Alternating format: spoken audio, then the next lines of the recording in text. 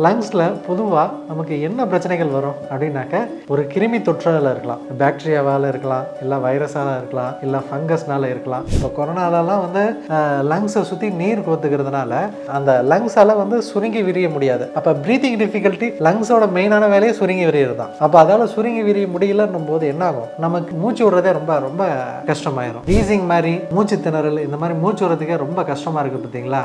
அவங்களுக்குலாம் இந்த ஆடதோட கஷாயம், படிகார பஸ்பம், தாளக பஸ்பம் இந்த மாதிரி மருந்துகளை கொடுக்கும்போது ரொம்ப நாளாக இலைப்பு நோயால் கஷ்டப்படுத்துருவாங்க. அவங்களுக்கெல்லாம் கிட்டத்தட்ட ஒரு மாதத்துக்குள்ளார நல்ல தீர்வை கொடுக்கும். ஏர் பொல்யூஷன் இருக்கிறவங்க மாஸ்க்கு தான் போட்டாகணும். ஏன்னா உள்ள இன்டேக்கை நம்ம கண்ட்ரோல் பண்ணணும். அதுக்கடுத்தது மூச்சு பயிற்சி நம்ம ரெகுலராக பண்ணுற ஹேபிட் வச்சுக்கணும். ஏன் அப்படின்னாக்க நம்ம நார்மலாக சுவாசிக்கிற ப்ரீத்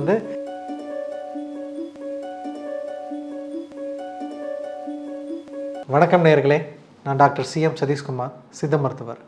சித்த மருத்துவத்தில் நிறைய நோய்களை பற்றி நம்ம பார்த்துட்ருக்கோம். அதுக்கு சித்த மருத்துவத்தில் என்ன தீர்வு அப்படின்றதையும் பார்த்துட்ருக்கோம். இன்றைக்கி நம்ம எதை பற்றி பார்க்க போகிறோம் அப்படின்னாக்க லங்ஸில் என்னென்ன பிரச்சனை வருது, அதுக்கு சித்த மருத்துவத்தில் எப்படி தீர்வு காண்பது அப்படின்றத நம்ம பார்க்கலாம். லங்ஸில் பொதுவாக நமக்கு என்ன பிரச்சனைகள் வரும் அப்படின்னாக்க இன்ஃபெக்ஷன் டிசீஸ், ஒரு கிருமி தொற்றால் இருக்கலாம். அது ஒன்று பாக்டீரியாவால் இருக்கலாம், இல்லை வைரஸால் இருக்கலாம், இல்லை ஃபங்கஸ்னால இருக்கலாம். இந்த மாதிரி ஏதாவது ஒரு ஆர்கானிசம் நமக்கு இன்ஃபெக்ட் பண்ணி அதனால் ஏற்படுற பாதிப்புகள் நமக்கு ரொம்ப காமனாக இருக்கும். அதாவது சாதாரண சளி காய்ச்சல் இருந்து டிபி, கொரோனா இந்த மாதிரி உட்பட எல்லாமே இன்ஃபெக்ஷனால் வரக்கூடிய நோய்கள் தான். இது மட்டும் இல்லை, கிரானிக் அப்ஸ்ட்ரக்டிவ் பல்மனரி டிசீஸ் அப்படின்னு சொல்லுவாங்க. அதாவது அந்த பிராங்கஸு இந்த மாதிரி நாள்பட்ட லங்கில் ஏற்படுற தொந்தரவுகள்.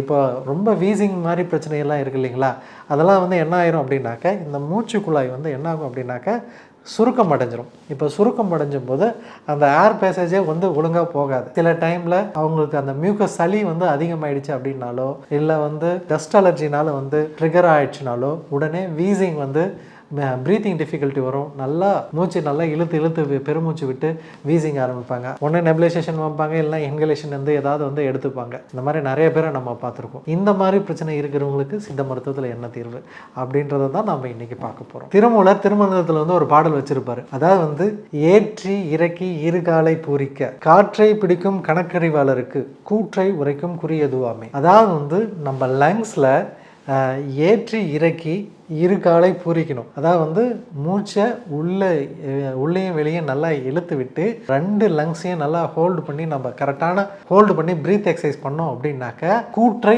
உதைக்கும் குறியதுவாமே. அதாவது மரணத்தையே நம்மளால் தள்ளி போட முடியும் அப்படின்றத சொல்லியிருக்காரு. அப்போ எந்த அளவு லங்ஸை நாம் கேர் பண்ணி பார்க்கணும் அப்படின்றது இதுலேருந்தே லங்ஸோட முக்கியத்துவம் நமக்கு தெரியும். நுரையீரல் சம்மந்தப்பட்ட பிரச்சனையில் நிறைய காரணங்களால் நமக்கு ஏற்படுது. நான் சொன்னேன் இன்ஃபெக்ஷன் டிசீஸ், அதாவது கிருமி தொற்றுனால வருது. ரெண்டாவது பிராங்கஸ், அதாவது மூச்சு குழாயில் ஏற்படுற பிரச்சனைகள்னால மூச்சு திணறல் நமக்கு ஏற்படுறது. அதுக்கடுத்து லங் ஃபைப்ரோசிஸ், அதாவது லங்ஸில் சின்ன சின்ன நார் செல்கள் மாதிரி முடிச்சா ஃபார்ம் ஆயிரும். அதாவது செல் நார்மலாக இருக்கிற செல்லுக்கு பதில் நார் செல்கள் வரதுனால லங் கொஞ்சம் கொஞ்சமாக ஃபெயிலியர் கண்டிஷனுக்கு போகும். இதனால் அவங்களுக்கு மூச்சு விடுறதுக்கே கஷ்டப்பட்டு அந்த மாதிரி இருக்கிற பேஷண்ட்லாம் பார்த்தீங்கன்னா தெரியும், ஆக்சிஜன் சிலிண்டர் வச்சு அவங்க ஆக்சிஜன் மாஸ்க் போட்டுட்டு எடுத்துகிட்டு போயிட்டு இருப்பாங்க. அவங்களுக்குலாம் ப்ரீத்திங் டிஃபிகல்ட்டி ரொம்ப இருக்கும். அதுக்கடுத்தது ப்ளூரல் எஃபிஷியன்ஸ், சிலருக்கு லங்ஸை சுற்றி நீர் கோத்துக்கும். இப்போ கொரோனாலலாம் லங்ஸை சுற்றி நீர் கோத்துக்கிறதுனால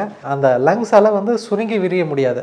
அப்போ ப்ரீத்திங் டிஃபிகல்ட்டி லங்ஸோட மெயினான வேலையை சுருங்கி விரியறது தான். அப்போ அதால் சுருங்கி விரிய முடியலன்னும் போது என்ன ஆகும், நமக்கு மூச்சு விடுறதே ரொம்ப ரொம்ப கஷ்டமாயிரும். இந்த மாதிரி நிறைய பிரச்சனைகள் லங்ஸில் நமக்கு ஏற்படுது.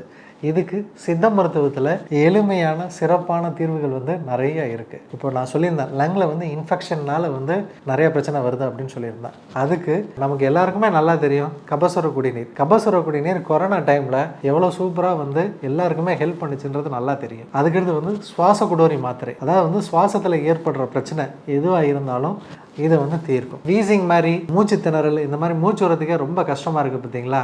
அவங்களுக்குலாம் இந்த ஆடதோட கஷாயம், படிகார பஸ்பம், தாளக பஸ்பம் இந்த மாதிரி மருந்துகளை கொடுக்கும்போது அந்த கிரானிக் பிராங்க் வீசிங் பிரச்சனை இருக்குது இல்லைங்களா, ரொம்ப நாளாக வந்து இளைப்பு நோயால் கஷ்டப்படுத்துருவாங்க, அவங்களுக்கெல்லாம் கிட்டத்தட்ட ஒரு மாதத்துக்குள்ளார நல்ல தீர்வை வந்து கொடுக்கும். லங் ஃபைப்ரோசிஸ்க்கு சித்த மருத்துவத்தில் வந்து என்ன மருந்து கொடுப்பாங்கனாக்க சுவாச குடுவரி மாத்திரையும் கொடிவேலி மாத்திரையும் கொடுப்பாங்க. இது ரெண்டும் சூப்பராக வேலை செய்யுது. ப்ளஸ் வந்து சளி அதிகமாக இருந்ததுன்னா, நெஞ்சில் வந்து சளி அதிகமாக இருந்ததுனாக்க கூட சேர்த்து கபசுர குடிநீரும் இல்லைன்னா ஆடாதோட கஷாயமும் கொடுத்தாவே அந்த நெஞ்சு சளி வந்து நமக்கு நல்லா வந்து கண்ட்ரோல்ட் ஆகும். இந்த மாதிரி மருந்துகளை சித்த மருத்துவத்தில் வந்து கொடுப்பாங்க. இருந்தாலும் பிரச்சனை அதிகமாக இருக்கிறவங்க நல்ல சித்த மருத்துவர் அணுகி அவரோட ஆலோசனை பேரில் மருந்துகள் எடுக்கிறது தான் நல்லது.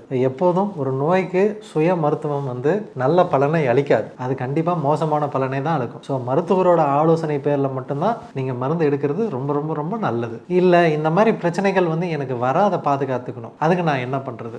நார்மலாக வந்து இப்போ வில்லேஜ் சைடில் இருக்கிறவங்களுக்கு பிரச்சனை இல்லை, அவங்களுக்கு ஏர் பொல்யூஷனை பற்றி கவலை இல்லை, டஸ்ட் அலர்ஜி பற்றி கவலை இல்லை, ஏன்னா அங்கே ஏர் வந்து கொஞ்சம் ஓரளவு இன்னும் மாசுபாடு அடையாமல் தான் இருக்குது. ஆனால் சிட்டி சைட்லேயும் தொழிற்சாலைகள் அதிகமாக இருக்கிற ஏரியாக்கள்லையும் கண்டிப்பாக வந்து ஏர் பொல்யூஷன் வந்து நல்லாவே இருக்குது இல்லைங்களா. அந்த மாதிரி இருக்கிறவங்களுக்கு நான் ஒரு நல்ல டிப்ஸ் ஒன்று நான் சொல்கிறேன், இதை கொஞ்சம் ரெகுலராக ஃபாலோ பண்ணிக்கோங்க. மேக்ஸிமம் ஏர் பொல்யூஷன் இருக்கிறவங்க மாஸ்க்கு தான் போட்டாகணும். ஏன்னா வந்து உள்ள இன்டேக்கை வந்து நம்ம கண்ட்ரோல் பண்ணணும். அதுக்கடுத்தது வந்து மூச்சு பயிற்சி வந்து நம்ம ரெகுலராக பண்ணுற ஹேபிட் வந்து வச்சுக்கணும். ஏன் அப்படின்னாக்க நம்ம நார்மலாக சுவாசிக்கிற ப்ரீத் வந்து ஷாலோ ப்ரீத், அதில் வந்து ஃபோர்ஸ்ஃபுல்லாக இருக்காது. அதில் நமக்கு லங்ஸ் வந்து நல்லா நெஞ்சில் இது வரையும் உண்டு, லங்கு அடிபாகம், இந்த நெஞ்சு கூட்டோட அடிபாகம் வரையும் நமக்கு நல்லா லங்ஸ் உண்டு. இது வரையும் எப்போதும் இந்த அடிப்பகுதியில் இருக்குது பார்த்தீங்களா, இந்த லங்ஸை வந்து நம்ம மூணாக பிரிச்சுன்னா அதான் வந்து 2/3 ஆஃப் த லங் தான் வந்து நார்மலாகவே ரெஸ்பிரேஷனில் இருக்கும். இந்த lower part of the lung வந்து மேக்ஸிமம் ரெஸ்பிரேஷனில் வந்து இருக்காது. அதனால் அங்கே இருக்கிற பகுதி எல்லாமே,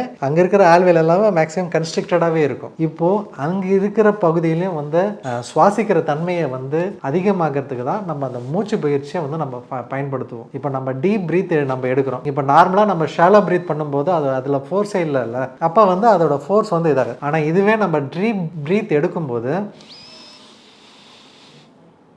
அதோட ப்ரெஷர் வந்து பாட்டம் ஆஃப் த லங் வரையும் போகும். அப்போது டீப் ப்ரீத் எடுத்துகிட்டு நம்ம அப்படியே ஹோல்டு பண்ணணும். அப்போ ஹோல்டு பண்ணும்போது லோவர் பார்ட் ஆஃப் த லங்கோட அந்த கன்ஸ்ட்ரிக்டர் சுருங்கி இருக்கிற அந்த ஆல்வேல எல்லாமே, மூச்சு இது எல்லாமே நல்லா டயலேட் ஆகும். நமக்கு சுவாசிக்கிற ஏரியா லங் ஃபீல்டு வந்து நமக்கு அதிகமாகும். எப்போதும் இந்த லங் ஃபீல்டு அதிகமாச்சுன்னா நமக்கு நல்ல காற்று வந்து உள்ளே போகிறதுக்கு வந்து அதிகமாக வேலை செய்யும். அது நமக்கு உடம்புக்கு வந்து நல்ல பலன் அளிக்குது. இதுக்கு தான் வந்து நம்ம மெயினாக வந்து மூச்சு பயிற்சி வருது. அதாவது வந்து மூச்சு பயிற்சியில் வந்து ரொம்ப முக்கியமான 3 விஷயம்.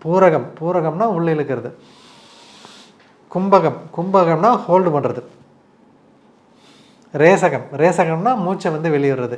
இந்த 3ஐயும் ஒரு குறிப்பிட்ட இடைவெளியில் வந்து நீங்கள் ப்ராக்டிஸ் பண்ணிகிட்டே இருந்தீங்கன்னாக்கா இந்த மாதிரி முக்கால்வாசி லங் பிரச்சனை வராது. நான் சொன்ன சின்ன சின்ன டிப்ஸையும் வந்து ஃபாலோ பண்ணுங்கள். இதை பண்ணிங்கனாவே லங்ஸ் பிரச்சனை மேக்ஸிமம் வந்து உங்களுக்கு வராமல் நம்ம தடுக்கலாம். இதே மாதிரி இன்னொரு பதிவில் உங்களை வந்து தொடர்ந்து சந்திக்கிற வரையும் நன்றி, வணக்கம். இந்த வீடியோ உங்களுக்கு பிடிச்சிருந்தா லைக் பண்ணுங்க, ஷேர் பண்ணுங்க, கமெண்ட் பண்ணுங்க. மறக்காம ஹெல்த் கஃபே தமிழ் சேனலை சப்ஸ்கிரைப் பண்ணிட்டு பெல் பட்டனை கிளிக் பண்ணிடுங்க.